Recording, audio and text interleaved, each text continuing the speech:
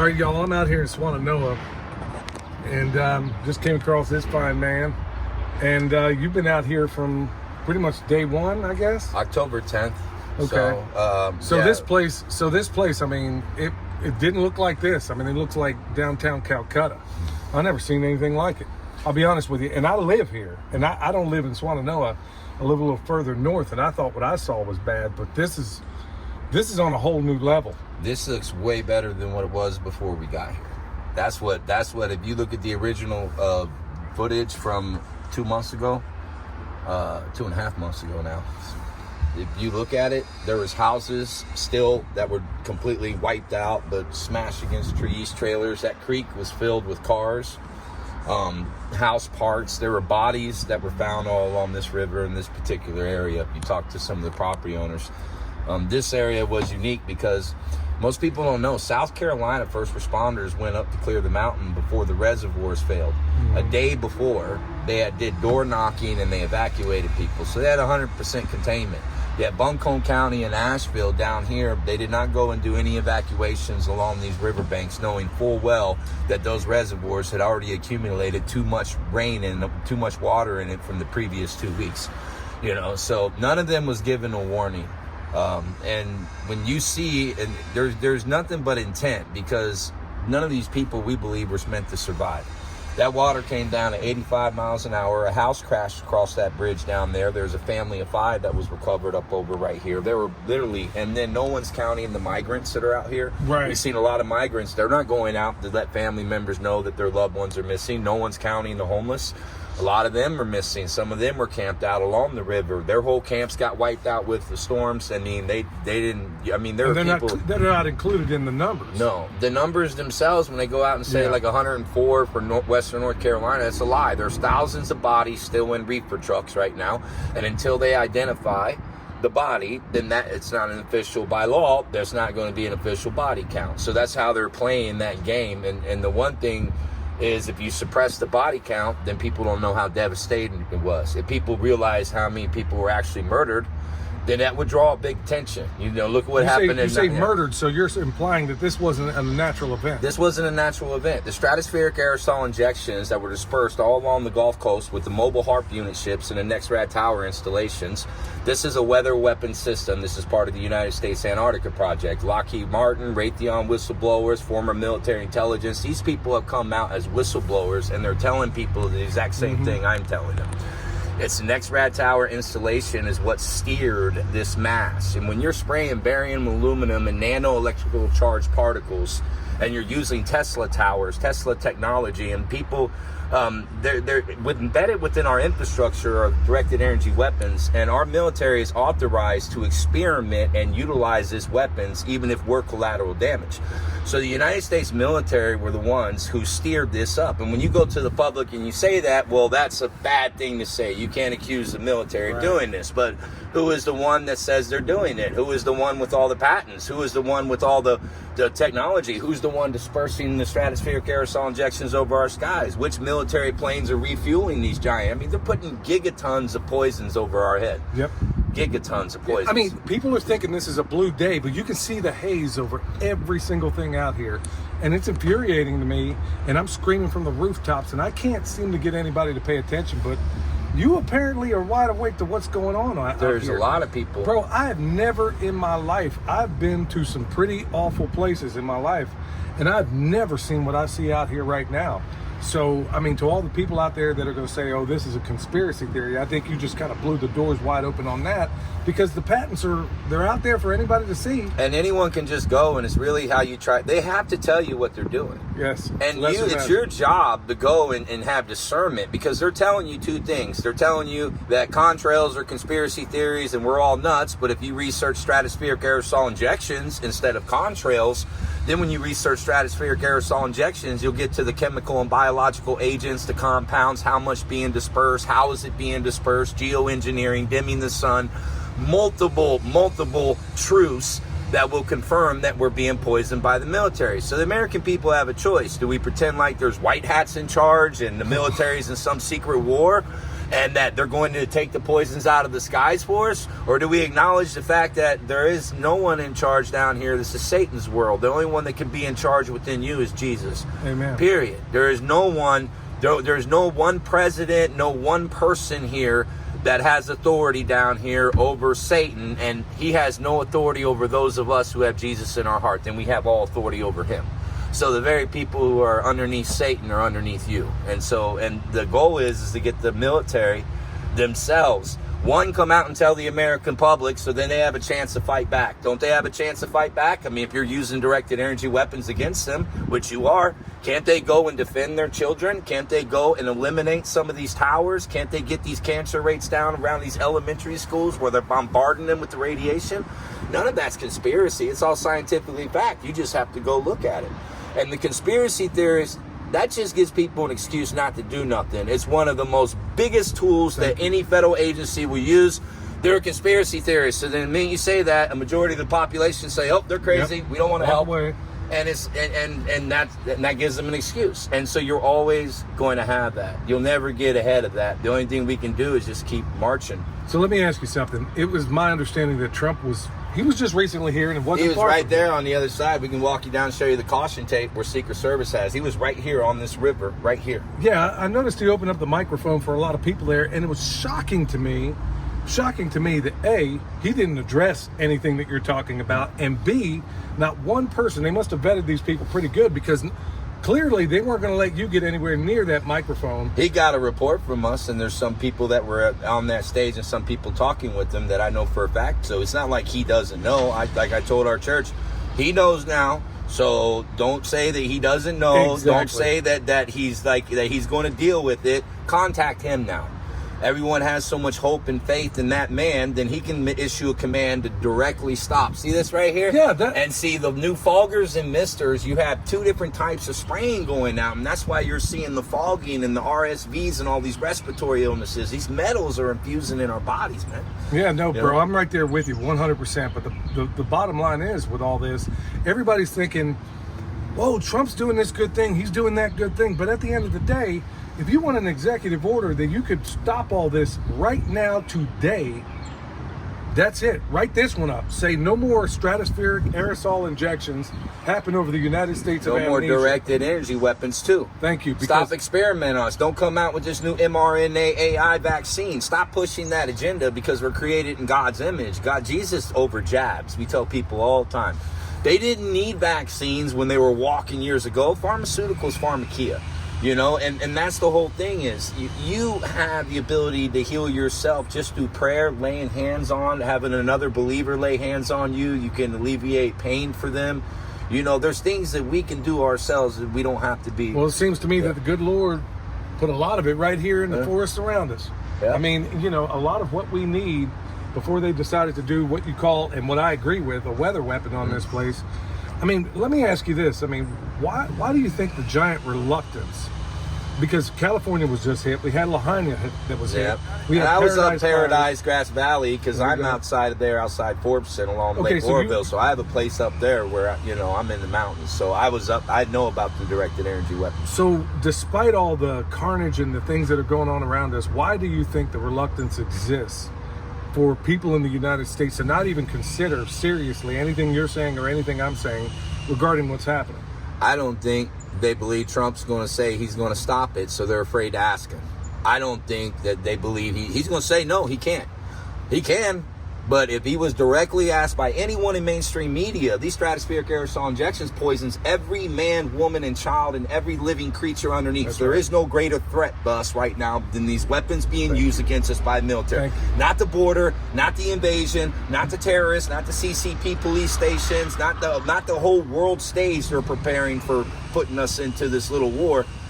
The stratospheric aerosol injections, until we can start breathing clean air and we can get all this lithium and all these other poisons that they're dociling people with, you know, you don't have a chance. Well, it clearly ain't working on you. But let me ask you this, brother.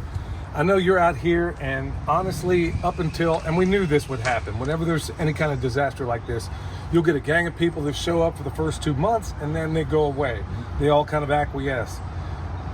what can people do to help you, and what best way can they reach out? I mean, is it bodies you need here? Is it money? I mean, what is it y'all need? Volunteers that'll come and do the rebuild, because all we have to do is put free material with free labor, and then the property owners being told they can only build up to half of their home's values. Now they can build a $1 million home. You can't stop them. Well, right? talk to me about that, because it's happening everywhere around here where they're changing up the rules and changing up the zoning. You told me something before we started filming. What exactly are they doing? They're changing the zoning to where these people can't. Yeah, the permitting process has been a nightmare, because first, the river's 3.5 times wider than what it was, right? So that's going to change your floodplain no matter what. If we push it back and it goes back to where it originally was, then most of these homes would be able to build 3.5 to 4 feet lower. For example, they want this home to be raised 16 inches. It's survived 2 floods. Why are we going to raise this 16 inches? Let's just restore it. Get the man back into his home. He fought for this country. He's a veteran. You know, his family's been established here. His great-granddaddy owned from that gas station 100 acres all the way down this riverbank. They've been here since the 1800s. So it's the oldest established resident we have along this side of the river. You know, and what they've done is now you have a 500-year floodplain, because they said you've had 2 100-year floods within 100 years. So now with the 500 floodplain, they redrew the way people have to build. For example, on the other side of his tiny home, Dara has to build her home 16 foot on stilts. But yet, 20 yards next to her, Joe, who's upriver, has to build his house 9 foot. And then when you come over here 40 yards, he has to just go up 16 inches. Now, if you stand here and look at the lane, you're like, wait a minute, this is all level. This isn't anywhere where, I mean, just where everyone's going to build, but why is there 16 feet? Why is that 9 feet? These things have caused so many Buncombe County property owners to take the green space deal. If you look at the land acquisitions, it's over 200, and just in Buncombe County alone, where they have a targeted smart city. They want to get these people out of the hills. They want to take over these little small unincorporated locations, get them off the maps. You know, this was all mom and pops out here. Most people don't know that. There was like 3% was franchise. Everything else was private mom and pops. And then 75% of the people who lived here were homeowners. Only 1 out of 4. And then look at the ones in their lands, and how many of them, I think it was over 80%, own the mineral rights to their land. And these rivers themselves are nothing but veins of ore where you can actually see what's coming out of these hills. The water's testing high for lithium. You know, there are people doing independent testing, you know, and you know, this man's great. He's been doing all the paperwork. He's been making all the phone calls, going 3 hours through but he's doing everything he can to comply. He just wants his home rebuilt, and he can't afford to do it, you know, and he doesn't want to go broke to get his home back. And so we don't want anyone to have to pay. So that's why we do the long-term recovery. So let me ask you the rhetorical question. So why has things been made so difficult for these people? I mean, what's the greater intent here? Discourage them. You're not going to come down here into the Appalachian Hills and get these people off the land with the military or anything like that. In fact, most people don't know this. When we first hit the ground, we had 82nd Airborne and the 101st, and we were talking with soldiers. They got chased out of the county up here because they were deployed in full kit, like they were at Iraq at checkpoints, armed, and then there were people popping shots at them coming out of those hills when they were coming through, all full kit out in the military. And the one kid had said that, you know, we got her in hot water or something, you know, and the command made us, you know, de-escalate the equipment and bring them over here. And they were like, guys, we just want to help. They were good kids. It wasn't like they were wanting to come and take over or anything. But they ran them out completely, though. Yeah, but the military got ran out in the beginning in some of these hills. And so you're not going to just storm these hills and take their land. So how do you do it? You send them floods, you send them natural disasters that aren't natural, they're man-made. You know, we have a wildfire alert going on. They've been putting that in the news big for the past few weeks. Well, they can hit us with directed energy weapons. The National Guard, Army Corps have gone and flown over, and they've been doing geo-mapping. And that geo-mapping data will end up in the NOAA or the NWS, and it will run through the HART system to where they can get all their coordinates put into place, and then they come through and they hit with their directed energy weapons. So now can't burn you or flood you out, we're going to burn you out. Right. Now we're bringing fire. You know, and these are just wildfires because of all the debris that's stacked up there. But no, eventually they get what they want, you know, and they're just not doing it in the public's eye where they can see it. They're discouraging people from rebuilding. They're making the permitting impossible. Since Trump left here, I talked to an electrician guy just 2 days ago, and he was saying that, nope, now they have these clauses with these emergency things to remove red tape. But for example, if you have more than 2 campers on a property, well, you can only have 1 pole moving in. It's like, well, some people have hundreds of acres of property. Why can't we put 100 campers on this farm over here and just get it set up on the grid and house these people? These mostly are renters who are displaced, you know, and there's plenty of people up in these hills that's gotten campers from here, gotten tiny homes from here, and it's not us. Jesus sends everything. Crazy Cabins for Christ sends campers. We put them in contact with families in need, and they find 2, 3, 4 families just by going to deliver that 1 camper. And they're able to hit the poor, because that's where Jesus puts us. With the last and the least, we're with the impoverished over here. This is Swananoa's black eye.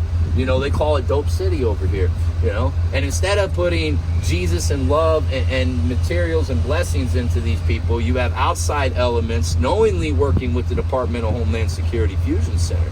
They have a DHS cell that was activated out here. You know, I've spoken with the deputy marshal. She filmed when the feds ambushed me at the lake house. Come over to talk to me because of the signs that were put on a bulldozer: weather weapon, Helene, act of war, and then my news channel with big banner. So you were just telling the truth? Yeah. Oh. Well, they asked me to stop. And it's funny, if you look at that interview, he's begging me, saying, please, just stop. Just please. I don't want to have to arrest you. You can't arrest me. Now there's an executive order in place that protects the First Amendment, and being that I'm a credentialed journalist, the DHS and JTTF shouldn't even be able to target me or use any federal resources to even look at me, because their whole reason for targeting me is what my reporting is. Well, bro, won't shut up about the weather weapons. See, that doesn't apply to you because you're a journalist, not a prostitute. Yeah. There's a difference. Yep. So they'll protect the prostitutes, but a journalist, nah, that's not going to happen. So let me just ask you one last question. What's the greater intent for them to want to take this as a land grab? Sorry about the noise, y'all. Hey, it's a construction site. What do you expect? What's the greater intent? I mean, is it for mining interest? Yeah, you have lithium, you have fine quartz. If you go up to the Spruce Pine area, you go, and these are things that they need for the new quantum computing chips or new technology. So it's trillions of dollars in wealth that are up in these hills, and the lithium mines themselves. I mean, look at Doug Emon. On September 27th, he's got his investment for the lithium out here. And how did he know the hurricane was going to come all the way up to this area, you know? And it's like, come on, look at this. These people know what's going to happen. They position themselves within BlackRock and Vanguard by investing in these military-industrial complex centers and everything else. So all your politicians are completely compromised when it comes to the wars. You know, I don't have no enemies in Russia. I don't have no enemies in China. I don't have no enemies in Saudi Arabia. Jesus Christ is my Lord and Savior, so I have one enemy. I have one enemy, and he's defeated. I don't have no enemies down here. And when we can get ourselves out of that mentality, you know, even the military, they're not my enemy, they're God's enemies. They're poisoning their own children and our children. Okay, imagine yourselves that you're coming back to the country, hoorah-rahing you, waving flags, parades in your honor, and yet you got chemical disbursements happening right above your head at the same time these parades are going on, and there's a disconnect with the people. And what does Satan do? He takes your children. He makes you voluntarily give up your children to the military-industrial complex, and then he utilizes your children to perpetuate acts of evil against their parents, against their own children. And we volunteer our children to the United States military-industrial complex. So Satan takes advantage of that. No, we just give our children to you. Use them to save America. You know, and they're not putting missionaries out there across the world, because Jesus Christ is the only one with power to save. You're never going to save behind the barrel of a gun. Period. I like the way you roll, brother. How can everybody find you? Telegram, t.me/BorderWarsAZ. It'd be hard to find, but 520-500-4506 is my number. And you can text sure you want to do that? My number's already out there. You'll see. Okay. All right. And Max said, the minute you put this out, you're probably going, well, we won't speak it. We'll see what the good Lord does, huh? What are they going to suppress me? They're going to suppress me anymore? Good luck on that score. Well, y'all, I mean, as you can see, everything you were told is a manufactured lie.